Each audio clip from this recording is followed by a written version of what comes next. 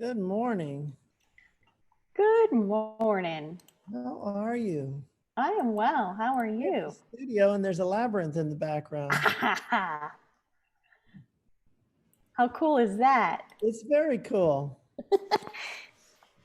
And I'm trying to set up here so I got my questions in front of me. I don't have a really good workspace, but I think it'll work.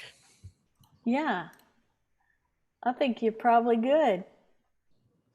I put my shirt on that says Jay on it because whenever you're trying to figure out who you are or explain, it's always good to have your name there. Yeah, yeah. I like that shirt too. It's got some good style to it. It's when I was a principal, I had borrowed a shirt for a skit from the maintenance department that had the guy's name on the head of the maintenance department.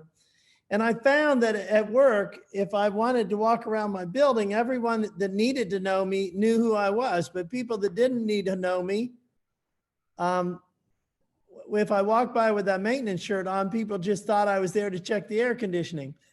So I sometimes That's would so wear it good. around school when I needed a little anonymity. And when I retired, the guy at the maintenance department brought me a shirt with my own name on it, with the maintenance thing. So I appreciated that. Yeah, I love that. All right. So the first question is, when you look back at meaningful transitions in your life, what do you have or know now that you wish you did then? This is kind of like if you went back in time, would you kill baby Hitler?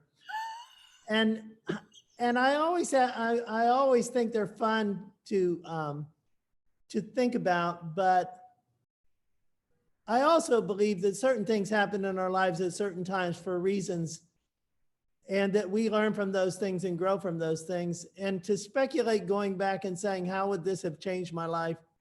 It makes me a little nervous, but I will say, when I was in my mid 50s and I saw sort of the light at the end of the tunnel in terms of my retiring from being a school principal, I knew it was going to be a certain date down the road where I would be eligible.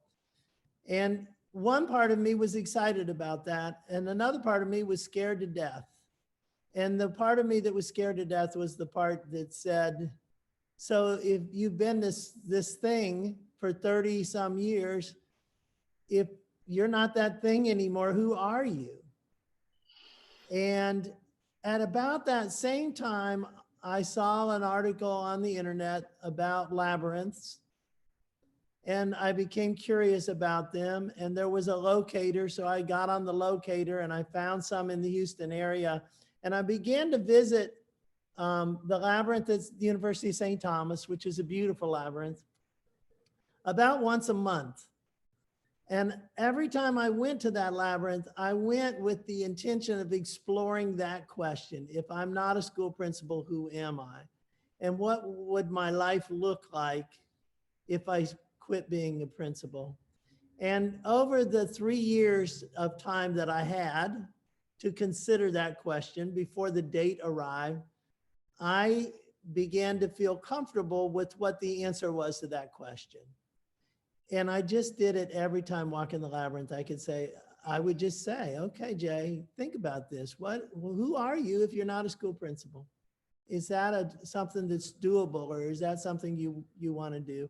And I did. When the time came, I went ahead and turned in my time, and I had no idea at that point the labyrinth would become really important in my life.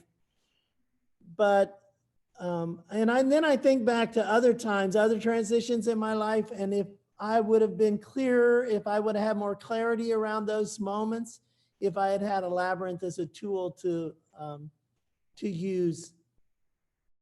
And I can't help but think I would have, but it does still scare me a little bit to think where would my life have gone differently?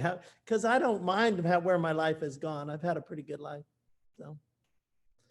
So that would be it. I would think that it would be interesting to see that the labyrinth is an incredible tool to use at any point when you're looking for clarity, you're looking for peace, you're looking to de-stress, you're looking for inspiration. You just step onto the labyrinth with those intentions in mind and walk the labyrinth. And sometimes it works magic, and sometimes it works magic and you don't even know it's working magic. And sometimes it takes more than one visit. And I think that I think other people have other tools, but that's one that's worked for me. I love it. I have to share with you that yesterday when I had my after school studio, I had I extend the tables like we do when we do the Wednesday morning one across the labyrinth a little bit so we can space out. And one of the participants was so determined to walk the labyrinth because she wasn't here last week and she hadn't seen it yet. And she was so determined to walk it that she did a crawl on her hands and knees under the table where it was covered, and she walked the whole labyrinth. That's great. It was great. And I think it shows a lot about, it's very consistent with her personality that like she's determined, like she's got the tenacity going. She's going to walk that labyrinth. So it was beautiful. All right. So speaking of looking at things differently from a different perspective, can you think of a time in your life where a moment when you shifted perspectives and maybe you were able to see something that you were previously certain about or attached to in a different way? I had something happen to me recently that I thought was interesting when I was thinking about this question. And one of the things that I've decided is that resentment is not a very healthy thing to hold on to, nor is regret. And so I've been looking at some kind of moments in my life that seem to come back to me in that form. And I had a situation in my professional life where I was certain that I was right and I was being wronged. I was certain. And recently I looked back on that and I kind of reframed the question as to in what place were you when that was going on? How were you're certain their behavior was not right, but what about your behavior? And as I look back on it and thought from that perspective, I thought, I was kind of a jerk at that moment in my life as well, and a little bit cocky. And it's very possible that those people are thinking right now the same thing that I'm thinking about them, they're thinking about me. And it took me back for a minute and I had to smile and think, well, that's probably one way that it helps you to give up some of that resentment is when you can reframe it and look at it from different angles. So that's one that I thought of. I also think that there's consistent emotions around those moments, and they're typically surrounded by either a power struggle and fear. So those are two other things that I've been exploring. Fear is something I've explored for a long time. Yeah, and I'm thinking about, I guess I was going to say something about being attached to a certain outcome, but that's also related to fear, because that makes us feel secure if we can hold on. Right. Anytime change is involved, then you've got loss because you're losing something that you feel comfortable with. And anytime loss is involved, you've got grief, and fear comes into play with all of that around change. Yeah. So. All right. So now can you think about a time when you were able to laugh about or appreciate being human when something unexpected or disappointing happened? I can I can think of lots of times I've laughed at myself. And usually you don't do it in the moment, but I was thinking about a.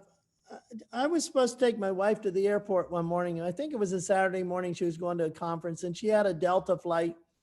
And we live downtown, and both airports are about a similar distance from us, which is really kind of nice. And I've always appreciated that. So I got her stuff in the car and jumped in the car, and we headed off to IAH. And I just turned into the terminal space up there to drop her off. And then this light came on in my head that this Delta flight was one of those strange Delta flights that was leaving from Hobby. And I had left early and was really kind of pleased with myself for giving myself enough time to get to the airport and not be rushed. And I didn't even stop. I just pulled right through and right back out and jumped on 59 and drove like hell to Hobby Airport. And I thought, there's no way I can get her there. And she told me later, she raced up to the desk, and the lady at the desk said, we've been looking for you. We've been looking for you. And they put her on the plane, and off she flew. And I thought, oh my gosh, how did that happen? How did I do that? And then when it was, I guess because it turned out okay and I didn't have to beat myself up about it, I was able to laugh pretty quick. That what a world we live in, that we have so many options. I could go to the wrong airport. Yeah, I have a similar story, and I think it helps me now. I have a saying when something like that happens that allows me to laugh about it more in the moment now than I used to be able to. But my saying is, I teach presence and mindfulness. Yeah. Yeah. But yeah, I had my sister-in-law go pick my mom up from the airport while I was actively in labor with my first child. And I sent her to the wrong airport.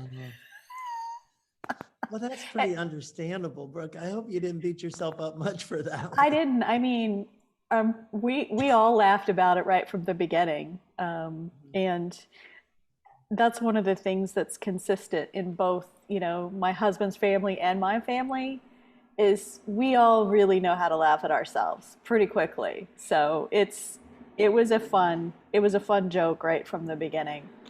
That's a good one. That's a Yeah. good one.